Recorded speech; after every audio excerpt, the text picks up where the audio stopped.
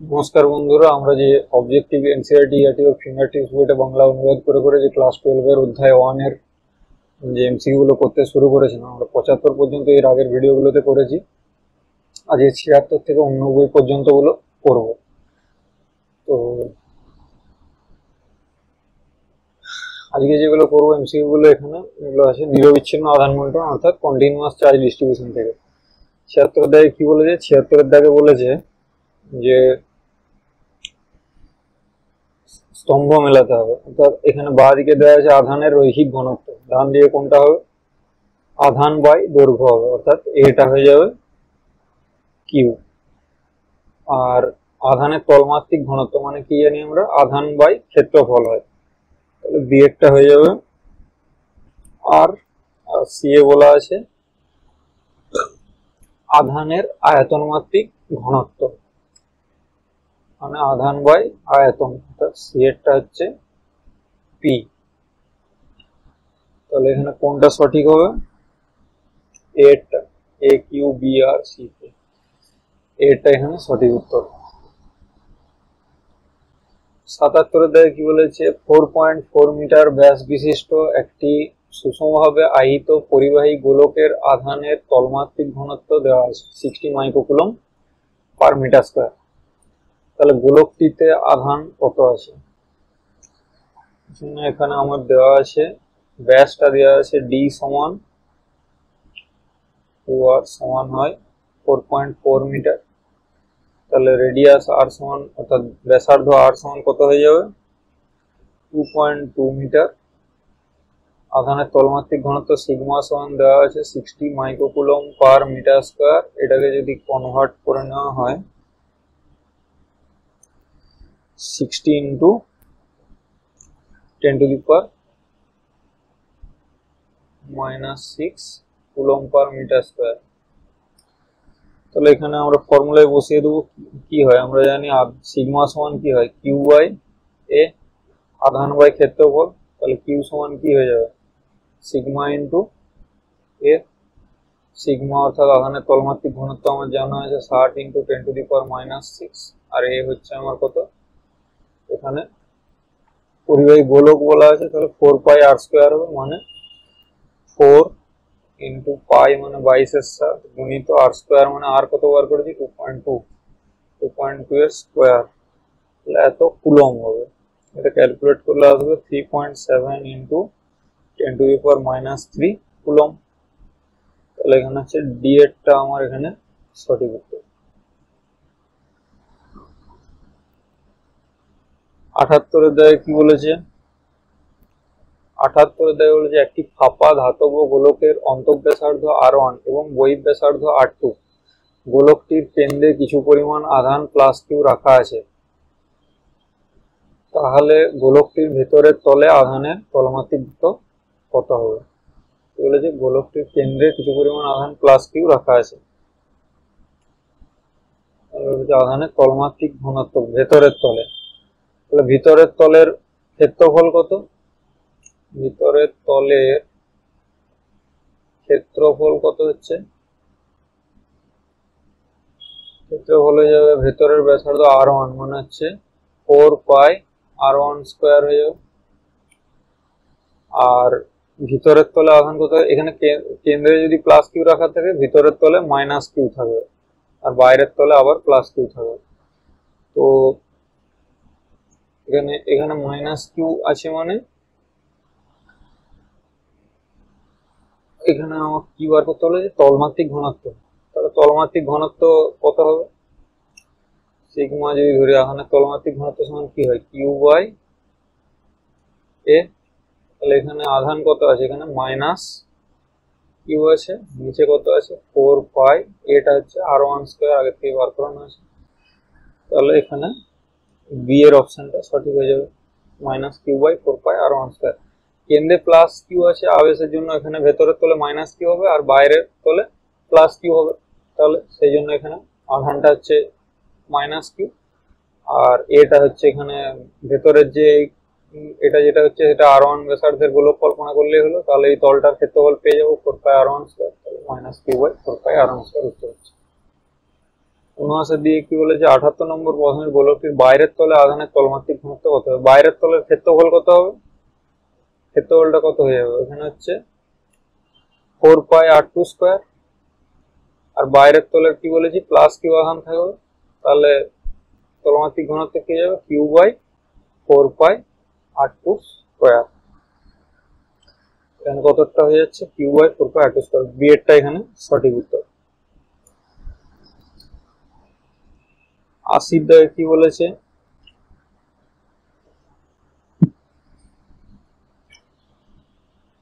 একটি আর ব্যাসার্ধের বৃত্তাকার রিং, এটি আর ব্যাসার্ধের বৃত্তাকার রিং এ কিউ পরিমাণ ধনাত্মক আধান সুষমভাবে বণ্টিত আছে। ছবিতে যেভাবে দেখানো হয়েছে এভাবে কিউ পরিমাণ ধনাত্মক আধান সুষমভাবে বণ্টিত আছে।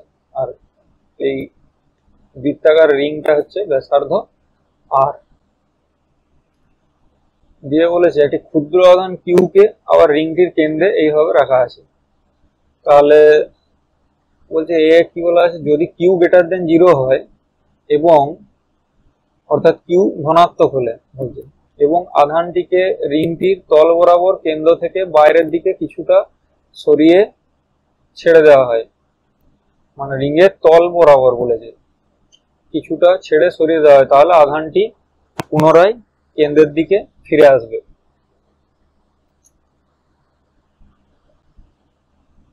এখানে হ্যাঁ অবশ্যই ফিরে আসবে, কারণ এটাও ধনাত্মক, এখানে ধনাত্মক আধান আছে, তাহলে এইদিকে যখন একটুখানি সরিয়ে আনবো তখন কি হবে?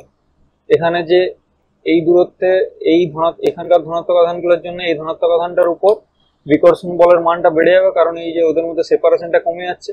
তাহলে কি হবে? ওকে এইদিকে ঠেলে আবার এখানে নিয়ে চলে আসবে। তো আবার বলেছে কিউ লেস দেন 0 হয়। কিউ লেস দেন 0 মানে কিউ নেগেটিভ, যদি কিউ লেস দেন 0 মানে, আর কিউ গ্রেটার দেন 0 মানে Q positive. Q less than 0 হয় এবং আধানটি রিং এর তল বরাবর কেন্দ্র থেকে বাইরের দিকে কিছুটা সরিয়ে ছেড়ে দেওয়া হয়। রিং তল বরাবর আবার কেন্দ্র থেকে কিছুটা সরিয়ে ছেড়ে দেওয়া, তাহলে আধানটি কখনো কেন্দ্রে ফিরে আসবে না এবং রিংটি এগিয়ে আঘাত করবে। এটা যদি ঋণাত্মক আধান হয় এই কিউটা, তাহলে এইদিকে যদি একটুখানি নিয়ে আসা হয় তাহলে কি হবে? এখানে আকর্ষণ বলটা বেড়ে যাবে। আকর্ষণের জন্য এখানে নেগেটিভ এখানে পজিটিভ, তাহলে আকর্ষণ বল বেড়ে গেলে কি হবে? একে এইদিকে আকর্ষণ করবে, তাহলে রিংটাই যে আঘাত করবে এবং কখনোই এখানে আর ফিরে আসবে না। এটাও ঠিক।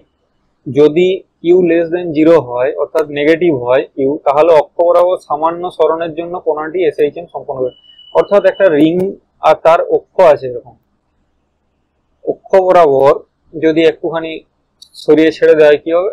সিম্পল হারমোনিক মোশন অর্থাৎ সরল দোলগতি সম্পন্ন করে দেখা যায়। এটাও সঠিক। তাহলে এখান থেকে কি পাওয়া যাচ্ছে? উপরের সবকটি সঠিক, ডি একটা হচ্ছে সঠিক উত্তর।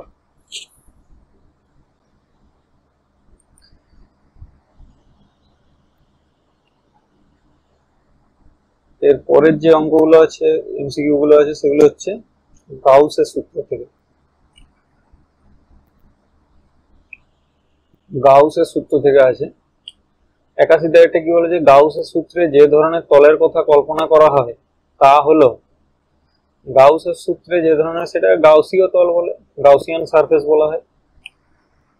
আর 82 কি বলেছে? যদি কোনো এস তলে ই ডট ডিএস সমান 0 হয় তাহলে অপশনগুলো কি কি আছে? ওই তলের ভিতর এবং উপরে তড়িৎ ক্ষেত্র প্রাবল্য 0 হবে। এরকম কোনো ব্যাপার নেই। ওই তলের ভিতরে সুষম তড়িৎ ক্ষেত্র থাকবে না, ভুল। সমস্ত আধান ওই তলের বাইরে থাকবে অবশ্যই। এটা গাউসিয়ান সারফেসের মধ্যে যদি ই ডট ডিএস 0 হওয়ার মানে কি? মানে হচ্ছে আমার এখানে ই ডট, এটার মানে হচ্ছে ই ডট ডিএস সমান হয় কি? Q/ε0। তাহলে এইটা যখন 0 হচ্ছে এটা সমান, তার মানে কিউ সমান 0। তাহলে ওই জন্য হচ্ছে ওই সমস্ত আধান ওই তলের বাইরে থাকবে। নিট যে তড়িৎ আধান অর্থাৎ মোট তড়িৎ আধান ওই তলটার ভেতরে মোট তড়িৎ আধান 0 হতে হবে। এরকম থাকতে পারে, কিছু পজিটিভ আধান থাকতে পারে, কিছু নেগেটিভ আধান থাকতে পারে, এবং ওই যতগুলো পজিটিভ আধান থাকবে ততগুলো নেগেটিভ আধান থাকবে, দিয়ে নিট হচ্ছে আমার 0 হতে হবে। এটা হচ্ছে সঠিক।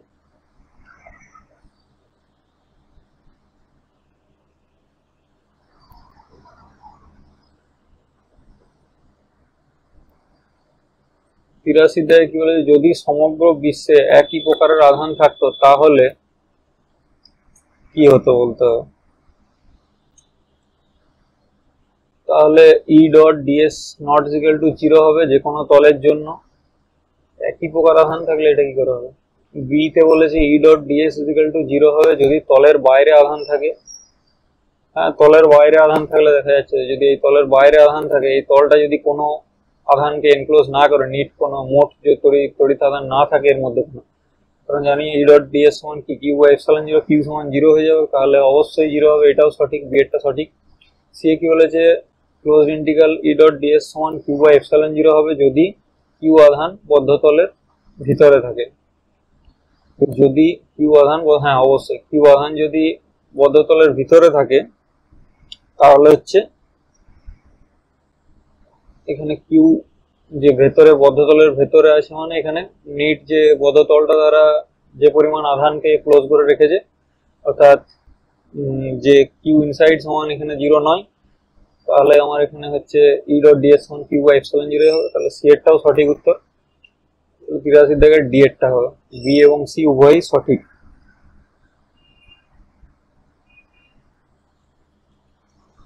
চুরাশির দাগে কি বলেছে, একটি তড়িৎ দ্বিমেরুকে যদি কোনো একটি গোলকের ভিতর রাখা হয় তাহলে মোট যে পরিমাণ ফ্লাক্স গোলকটিকে অতিক্রম করবে তা হলো কত, এটা হচ্ছে 0 হবে, কারণ হচ্ছে আমরা কি জানি যে ফ্লাক্স পাই সমান কি কিউ বাই এপসাইলন 0।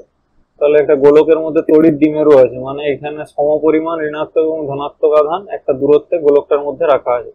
তাহলে নিট যেটা মোট কিউ নেট, মোট তড়িৎ আধান কত হবে, মাইনাস কিউ প্লাস কিউ সমান 0, মাইনাস কিউ প্লাস কিউ সমান 0। তাহলে কি হয়ে যাবে এখানে 0 বাই এপসাইলন 0 হয়ে যাবে, কারণ 0 হবে, সেজন্য এটা 0 হবে। 85 দাগে কি বলেছে, একটি 10 সেমি বাহু বিশিষ্ট বর্গঘনাকার গাউসীয় তলের কেন্দ্রে একটি 4 মাইক্রোকুলম বিন্দু আধান রাখা আছে। বর্গঘনাকার গাউসীয় তলের কেন্দ্রে 4 মাইক্রোকুলম বিন্দু আধান রাখা আছে, ওই তলের মধ্য দিয়ে অতিক্রান্ত মোট তড়িৎ ফ্লাক্স কত হবে। এটা কিছুই না, হচ্ছে আমরা কি জানি ফাই সমান কিউ বাই এপসাইলন 0। তাহলে যেহেতু কিউটা কত দেওয়া আছে 4 মাইক্রোকুলম, মানে 4 ইন্টু 10⁻⁶ কুলম, আর এপসাইলন 0টার মান কত জানি আমরা 8.85 into 4 into 10⁻12 coulomb square per newton metre square হয়।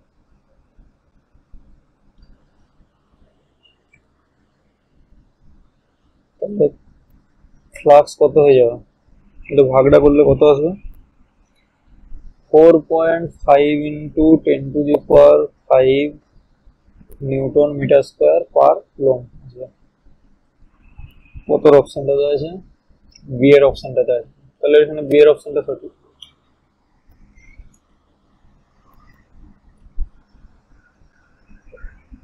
ছিয়াশি দাগে কি বলেছে, ছিয়াশি দাগে বলেছে নিম্নের চিত্রের জন্য তড়িৎ ক্ষেত্রের উপাংশগুলি যথাক্রমে ইএক্স সমান alpha x to the power half বলা আছে, ইএক্স সমান alpha x to the power half বলা আছে, আর ইউআই সমান ইজেড সমান 0, যেখানে আলফা সমান 800 newton per coulomb metre to the power half. যদি ঘনকটি দিয়ে অতিক্রান্ত মোট তড়িৎ ফ্লাক্স এত হয় 1.05 newton metre square per coulomb হয়, তবে ঘনকটির ভিতর কত আধান আছে। কি জানি ফাই সমান কিউ বাই এপসাইলন 0, তাহলে কিউ সমান কি হয়ে যাবে এখান থেকে ফাই এপসাইলন 0, ফাই সমান দিয়ে দেওয়া আছে, ফাই সমান দেওয়া আছে 1.05, এপসাইলন 0 এর মান আমরা জানি 8.854 into 10⁻⁻12 coulomb square per newton metre square হয়। তাহলে এখানে আধান যেহেতু একক কি হবে কুলম, তাহলে এখানে হয়ে যাবে গুণটা করলে 9.27 ইন্টু 10⁻⁻12 কুলম। 87 দাগেরটাই কি বলেছে? আচ্ছা এটা অপশনটা কোনটা ছিল তাহলে? 9.27 ইন্টু 10⁻⁻12 কুলম, এর অপশনটাই সঠিক। 87 দাগে কি বলেছে? এ বাহু বিশিষ্ট কোন একটি ঘনকের একটি শীর্ষবিন্দুতে কিউ মানের একটি আধান রাখা হলে ঘনকটির মধ্য দিয়ে ফ্লাক্স, এরকম জায়গায় একটা শীর্ষবিন্দুতে কিউ মানের আধান রাখা আছে, তাহলে বলছে ঘনকটির মধ্য দিয়ে ফ্লাক্স কত হবে। যদি আমরা এই বিন্দুটাকে কেন্দ্র করে উপরে 4টে ঘনক আর নিচে 4টে ঘনক এঁকে নিই, তাহলে ছবিটা কেমন হবে? এরকম দেখতে হবে। সেই ঘনকটার অর্থাৎ সেই ঘনকটার কেন্দ্রে আছে এটা, মানে এরকম একটা জিনিস কল্পনা করো যে একটা দুতলা বাড়ি, নিচে 4টে বর্গ ঘনাকার রুম আছে, উপরে 4টে বর্গ ঘনাকার রুম আছে, তাহলে পুরো সিস্টেমটার কেন্দ্রে আমার আধানটা কিউ আধান রাখা আছে। তার মানে কটা বর্গক্ষেত্র থাকবে এখানে? উপরে 4টা নিচে 4টা, 8টা বর্গক্ষেত্র থাকবে। আর ওই যে বর্গ ঘনকটা যে তৈরি হলো, বর্গ ঘনক 8টা থাকবে, আর ওই যে বর্গ ঘনকটা তৈরি হলো তার বাহুর দৈর্ঘ্য কত করে হয়ে যাবে? 2a করে হবে। তাহলে এখানে আমার তো এই বর্গ ঘনকটার কেন্দ্রে কিউ আধান আছে, তাহলে এই বর্গ ঘনকটা বড় যে বর্গ ঘনকটার কথা কল্পনা করছি ওটার জন্য ফ্লাক্স কত হবে? ফাই সমান কিউ বাই এপসাইলন জিরো হবে, আমরা জানি। তাহলে ওই রকম 8টা বর্গ ঘনক আছে, তার কেন্দ্রে রাখা আছে এটা, তাহলে কি হবে? এখানে হয়ে যাবে আমার, এটা হচ্ছে মোট বেরোচ্ছে বড় ঘনকটার জন্য, এর জন্য এটা আসছে, তাহলে আমার একটা এই যে ছোট ঘনকের এইখানে থাকার জন্য কি হবে? পার ঘনক কত করে ভাগে পড়বে? 8টার জন্য হচ্ছে এইটা কিউ বাই এপসাইলন জিরো, তাহলে একটার জন্য 8টির জন্য হচ্ছে কিউ বাই এপসাইলন জিরো, তাহলে একটির জন্য কত হবে? কিউ বাই 8 এপসাইলন জিরো, তাহলে এটাই হবে সঠিক উত্তর, কিউ বাই 8 এপসাইলন জিরো। 87 এরটা হচ্ছে সঠিক উত্তর। আমাকে গাউসিয়ান সারফেসটা সেইভাবে এঁকে নিতে হবে, গাউসিয়ান তলটা এঁকে নিতে হবে, বাস সেটা হচ্ছে আমার কাজ। গাউসিয়ান তলটা এঁকে নিলেই তারপর আমরা কি বলবো যে মোট flux enclose by that Gaussian surface, অর্থাৎ মোট যত ফ্লাক্স ওই গাউসিয়ান তলটার দ্বারা এনক্লোজ করছে, আবদ্ধ আছে, ওই গাউসিয়ান তলটাকে অতিক্রম করছে, সেটা হয়ে যাবে কিউ বাই এপসাইলন জিরো। 88 দাগে কি বলেছে? গাউসের সূত্র সম্পর্কে নিচের কোন বক্তব্যটি সঠিক নয়? গাউসের সূত্র যে কোনো বদ্ধ তলের ক্ষেত্রে প্রযোজ্য, এটা তো সঠিক। গাউসের সূত্র ডান পক্ষে লেখা কিউ আধান কোনো বদ্ধ তল দ্বারা আবদ্ধ মোট আধানকে সূচিত করে, একদম সঠিক। কোন সংস্থার মধ্যে প্রতিসাম্য থাকলে তড়িৎ ক্ষেত্রের প্রাবল্য নির্ণয়ের জন্য গাউসের সূত্র প্রয়োগ করা যায় না, এটা একদম ভুল। তাহলে সিএরটা সঠিক উত্তর হবে। কারণ হচ্ছে প্রতিসাম্য থাকলে তো আরো সুবিধা, কারণ সেই মতো আমরা আমাদের সুবিধা মতো গাউসিয়ান তলটা ধরে নেবো, দিয়ে বলবো যে এখানে তাহলে মোট শূন্য হয়ে যাবে। এইভাবে প্রতিসাম্য থাকলেও আমরা তড়িৎ ক্ষেত্রের প্রাবল্য নির্ণয়ের জন্য গাউসের সূত্র প্রয়োগ করতে পারি। গাউসের সূত্র কুলম্বের সূত্রের মধ্যে দুটি বস্তুর দূরত্বের বর্গের ব্যস্তানুপাতিকের উপর নির্ভর করে, একদম সঠিক। কারণ হচ্ছে এখানে কি আছে আমার, ই ডট এস আছে সমান কিউ বাই এপসাইলন জিরো বলছি, তাহলে এখানে ইটা কি? এ তো কিউ বাই আর স্কোয়ার হয়, তো 1/4 পাই এপসাইলন জিরো। তাহলে এখানে কুলম্বের সূত্রের আবার এ আসছে, ইটা কোথা থেকে আসে? কুলম্ব বল থেকে আসে, এফ সমান থেকে আসে, তাহলে এখানে আর স্কোয়ার আছে, তো তাহলে ওই জন্য কুলম্বের সূত্রের মতোই দুটি বস্তু দূরত্বের বর্গের ব্যস্তানুপাতিকের উপর অবশ্যই নির্ভর করে গাউসের সূত্রটাও। এটা অ্যাকচুয়ালি কুলম্বের সূত্রের আরেকটা রূপ।